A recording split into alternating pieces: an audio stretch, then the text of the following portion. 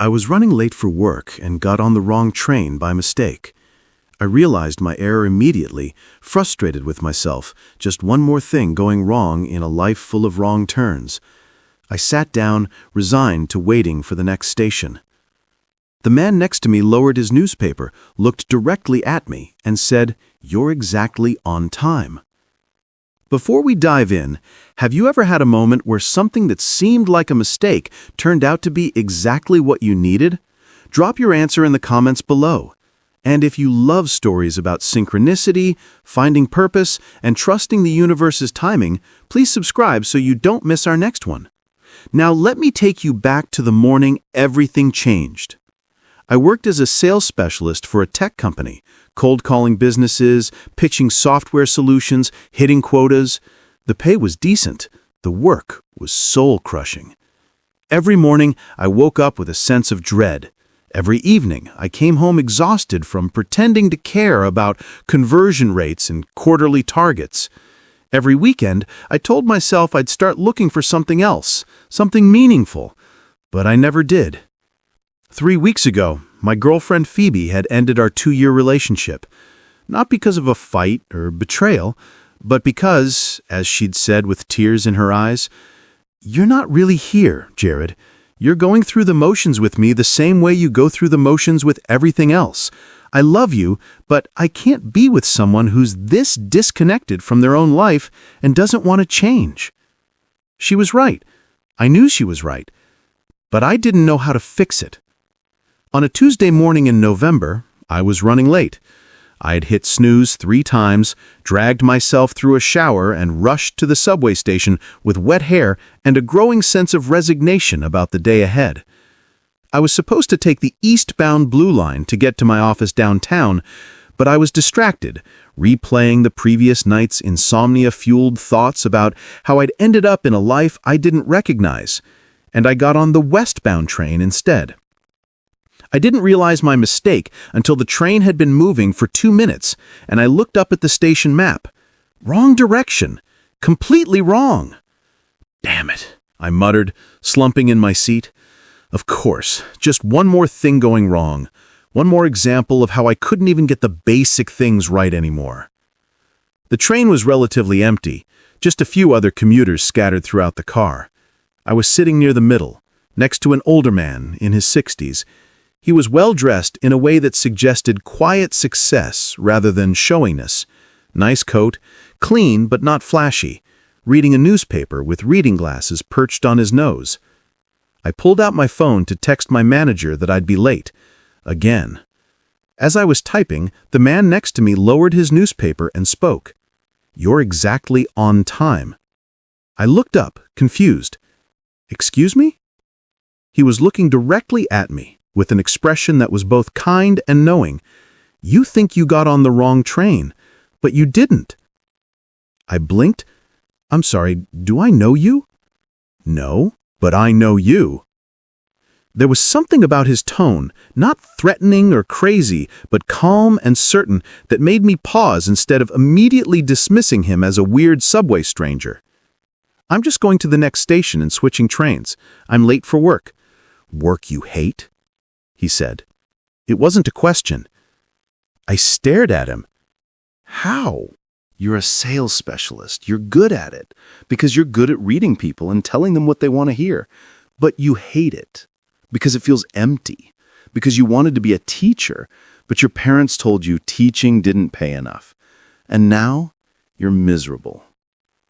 My heart was pounding. I've never told anyone about wanting to be a teacher, not even Phoebe.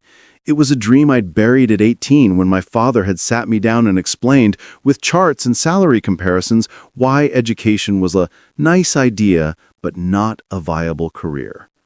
"Who are you?" I asked, my voice barely above a whisper. "Someone who's been exactly where you are," he said. "You ended things with Phoebe 3 weeks ago. Not because you didn't love her, but because you knew you were living the wrong life, and she deserved better than half of you, half of someone who wasn't even sure who he was anymore." I felt like I'd been punched. That was exactly why I'd let Phoebe walk away. I'd told myself it was mutual, that we'd grown apart, but the truth was darker and more painful. I couldn't give her a real relationship because I wasn't a real person anymore. I was just someone going through motions, hitting marks, surviving rather than living. "How do you know these things?" I demanded. He smiled gently. 30 years ago, I was sitting exactly where you're sitting, lost, on the wrong train, and someone helped me find my way back. He reached into his coat pocket and pulled out a small envelope. "There's an address here. When we get to the next station, you're going to get off this train and go there. It's going to seem random, you're going to have doubts, but trust me, it's exactly where you need to be." "This is insane. I don't even know you. I'm not going to some random address."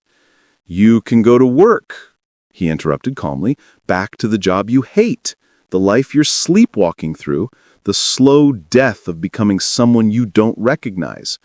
Or you can trust that the universe just redirected you, that getting on the wrong train was exactly right.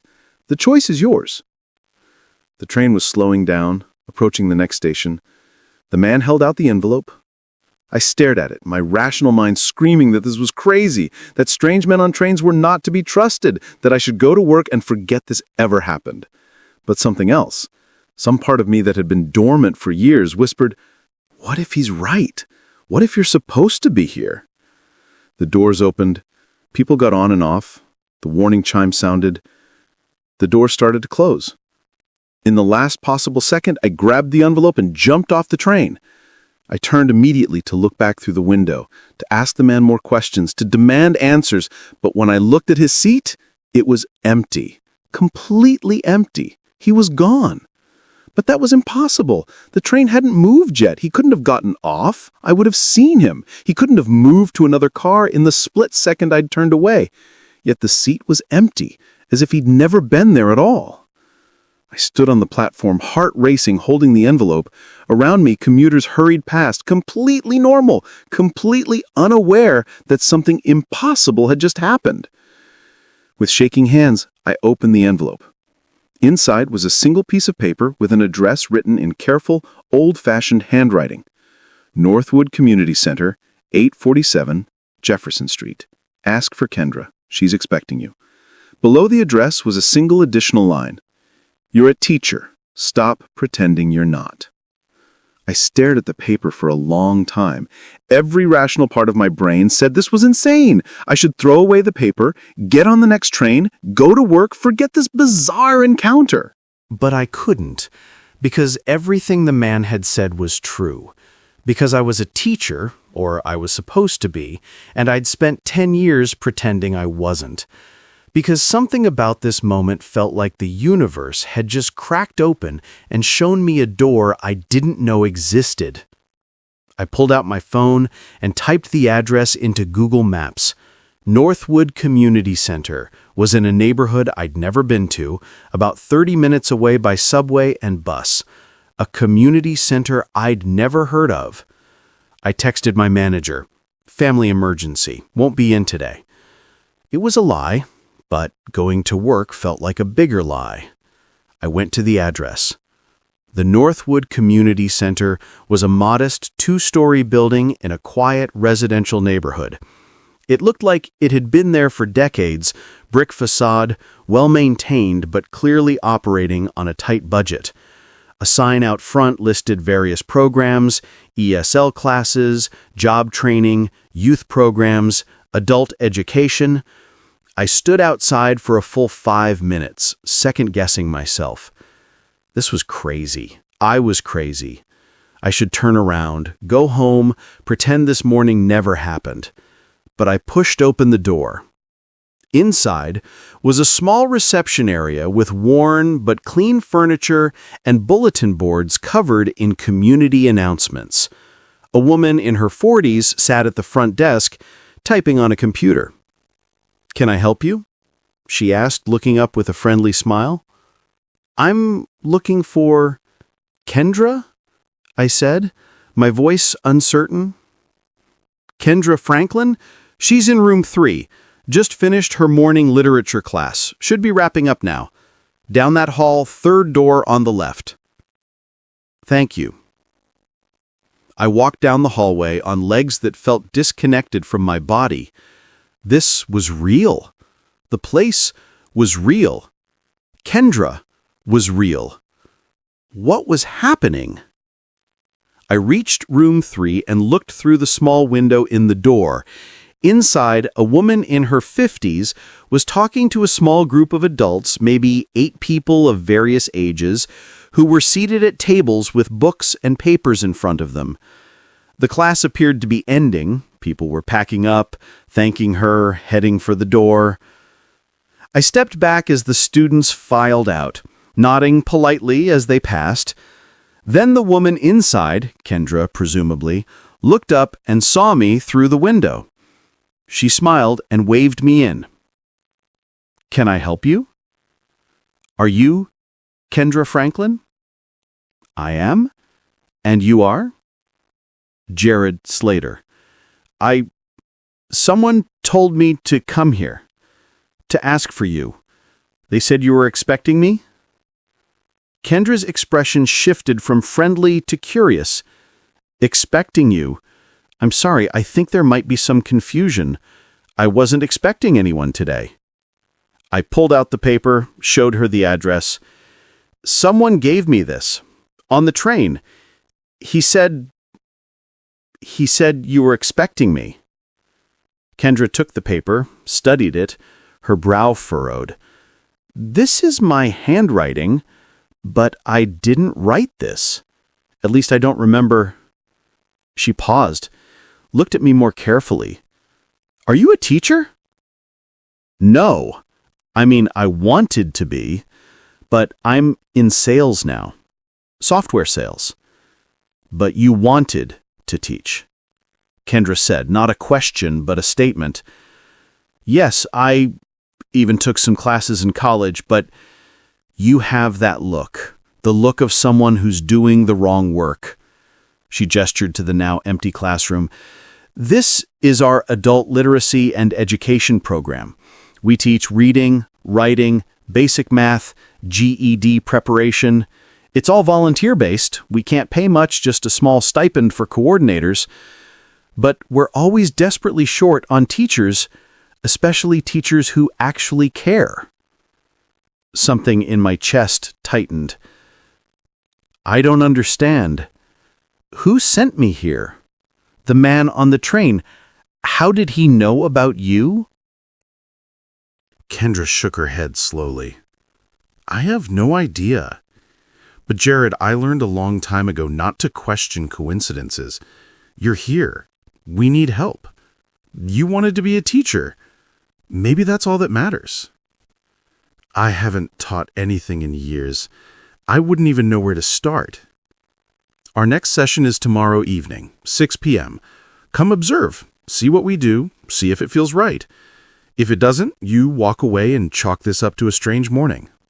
If it does," she smiled, "well, then maybe the person on the train knew what they were talking about." I stood there, overwhelmed. "Okay, tomorrow at 6, I'll be here." "Good. I'll see you then."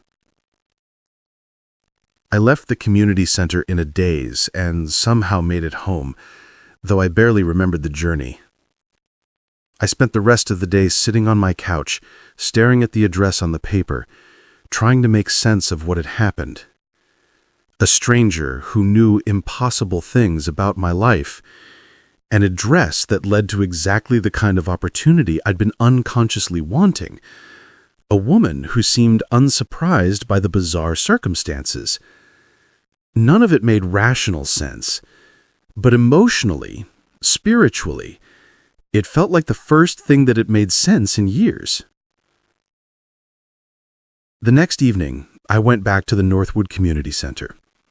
Kendra introduced me to the program, adults ranging from their 20s to their 60s, all working to improve their reading and writing skills, some preparing for their GED, others just trying to gain confidence with literacy. I sat in the back of the room and watched Kendra teach.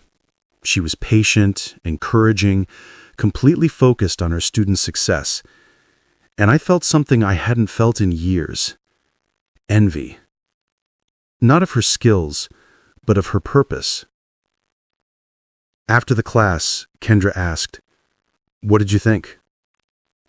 "I think I want to help." "Can you come back Saturday morning? We have a full day of classes.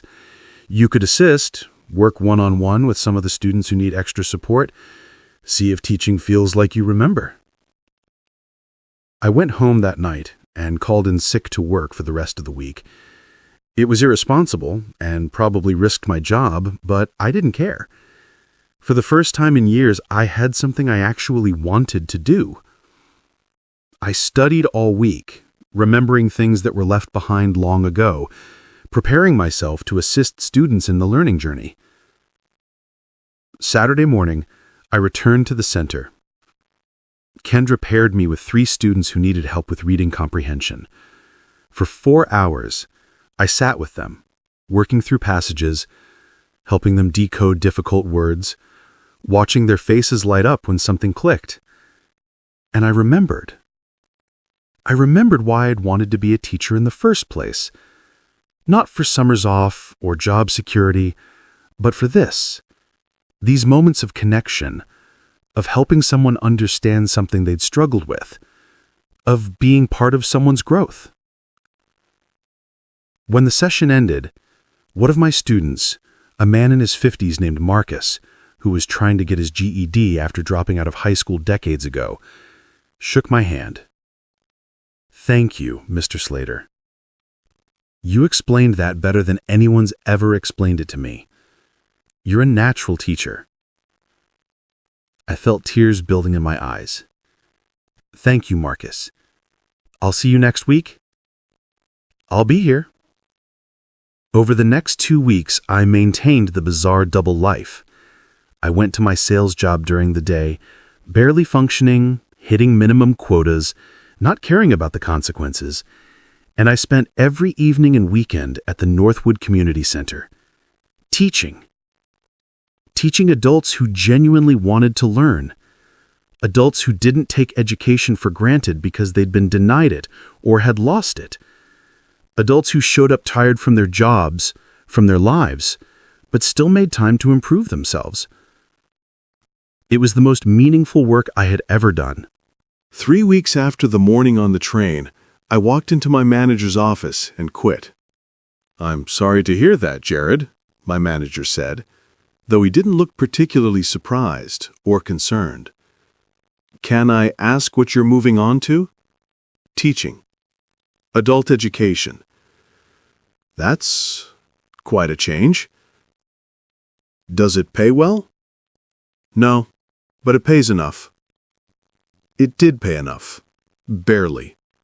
Kendra offered me a part-time paid position as an education coordinator, which meant I'd be teaching, developing curriculum, and recruiting other volunteer instructors. The salary was less than half what I'd been making in sales. I'd use my savings until I figured something out.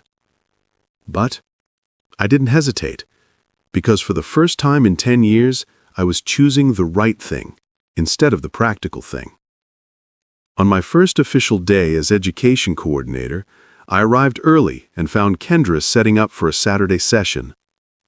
"Nervous?" she asked. "Terrified," I admitted. "I keep wondering if I'm making a huge mistake." "You're not. I've watched you with the students these past few weeks. This is what you're meant to do." "How did that man on the train know to send me here? How did he know about you?" Kendra paused in her setup, considering. "I've been wondering that too. The only thing I can think of is that about a month ago, I posted on a local educators forum that we were looking for volunteer teachers. Maybe someone who saw that post. I don't know. It doesn't quite make sense." It didn't make sense. None of it made sense. But I'd stopped trying to make it make sense.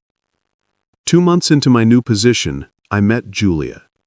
She was a public school teacher who volunteered at the center on Saturday mornings, teaching a literacy class for non-native English speakers. She was 27, with an infectious enthusiasm for education and a laugh that made everyone around her smile. We started talking during breaks between classes. Then we started getting coffee after Saturday sessions. Then we started seeing each other outside the center. "I love that you made this change," she told me one evening over dinner. "You said you were unhappy, but you could have stayed comfortable where you were." Except I realized it wasn't comfortable at all. "And besides, I got lucky," I said. "Someone pointed me in the right direction." "That's not luck," Julia said firmly. "That's courage. Luck got you information. Courage made you act on it." Maybe she was right. Maybe the man on the train had just provided information I could have found myself if I'd been looking. Maybe I'd given him too much credit for what was ultimately my own decision. But I didn't really believe that. Because the things he'd known about Phoebe, about my dreams of teaching, about the specific nature of my unhappiness, weren't things you could guess from observation. They were things you could only know if you'd lived them yourself.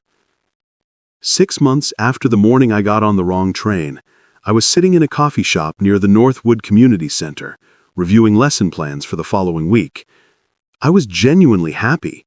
Not perfect. I struggled with money, worried about my students, questioned my decisions sometimes, but I was alive in a way I hadn't been in years. I looked up from my laptop and saw him. The man from the train, standing in line to order coffee, looking exactly as he had that morning. Same coat, same calm demeanor, as if no time had passed at all. I shot out of my seat and crossed the coffee shop in 4 long strides. "You! I've been hoping I'd see you again." He turned, smiled, as if he'd been expecting me. "Hello, Jared. You look well." "How did you know? How did you know about the Northwood Community Center? About Kendra? How did you know that that was where I needed to be?" He collected his coffee from the barista, gestured to an empty table. We sat.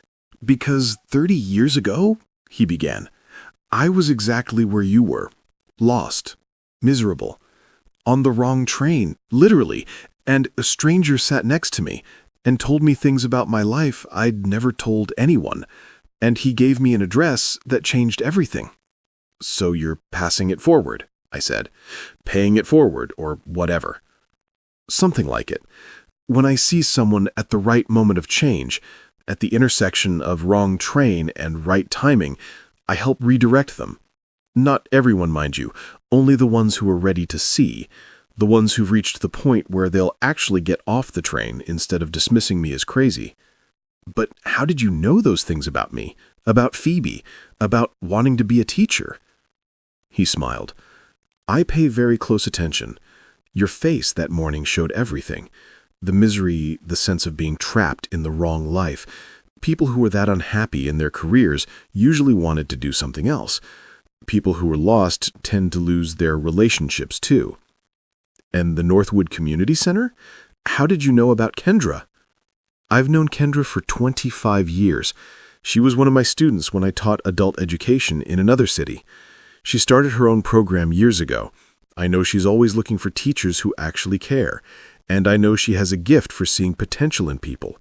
So when I saw you that morning, I knew exactly where to send you." It was a rational explanation, but there was still something unexplainable about it. The way he knew so many details, the way he'd vanished from the train, the way he'd known exactly the right words to say. The timing had been so perfectly, impossibly precise. "The address?" I said. "The note was in Kendra's handwriting. How did you get that?"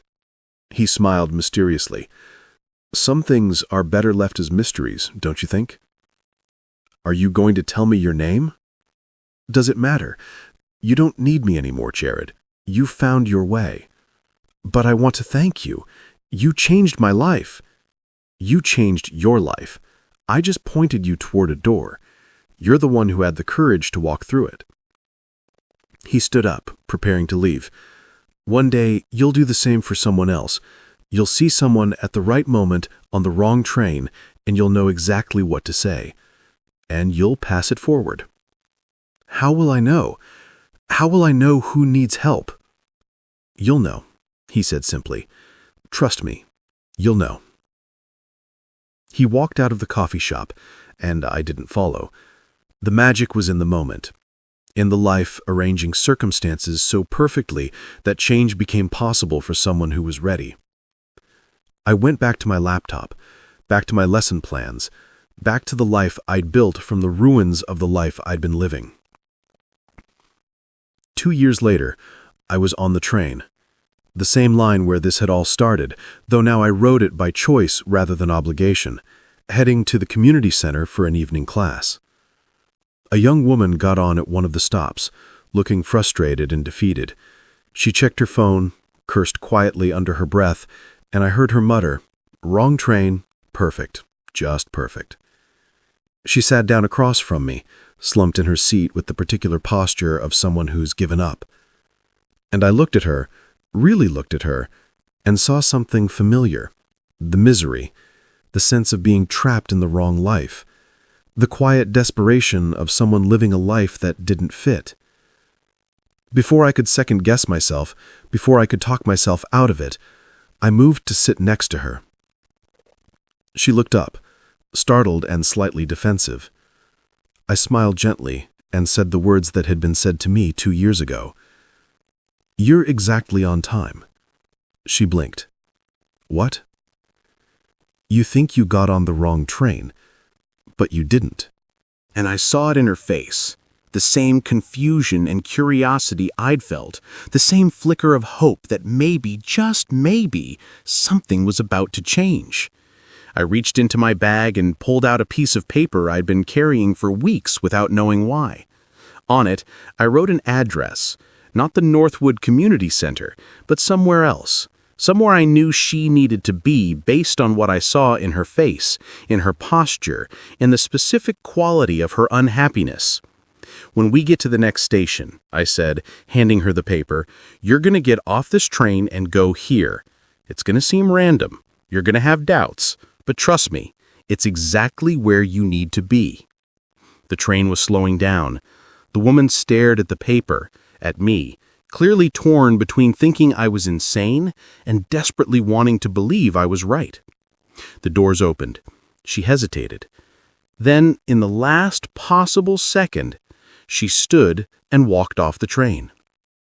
I watched through the window as she stood on the platform, looking at the paper, looking back at the train with questions in her eyes. But when she looked for me in my seat, I'd already moved. I was at the other end of the car, disappearing into the crowd of passengers, becoming invisible. Let her wonder, let her question, let her stand at that crossroads between the life she's living and the life she could live. Because that's how it works, that's how change happens, not through answers, but through perfectly timed questions, through wrong trains that are actually right, through strangers who appear exactly when needed and disappear before they can be explained. The universe doesn't give us what we want. It gives us what we need, disguised as mistakes, as accidents, as wrong turns that lead us exactly where we're supposed to be. I got on the wrong train that morning 2 years ago, and it was the best mistake I ever made. Because it taught me that sometimes the wrong direction is exactly right. Sometimes getting lost is how we find ourselves. And sometimes a stranger who knows impossible things is just the universe wearing a familiar face, reminding us that we're never as lost as we think we are. We're always exactly on time. We just have to be brave enough to believe it. Have you ever had a moment where something that seemed like a mistake turned out to be exactly what you needed? Share your story in the comments below. If this story about synchronicity, finding purpose, and trusting the universe's timing touched your heart, please hit that like button and subscribe for more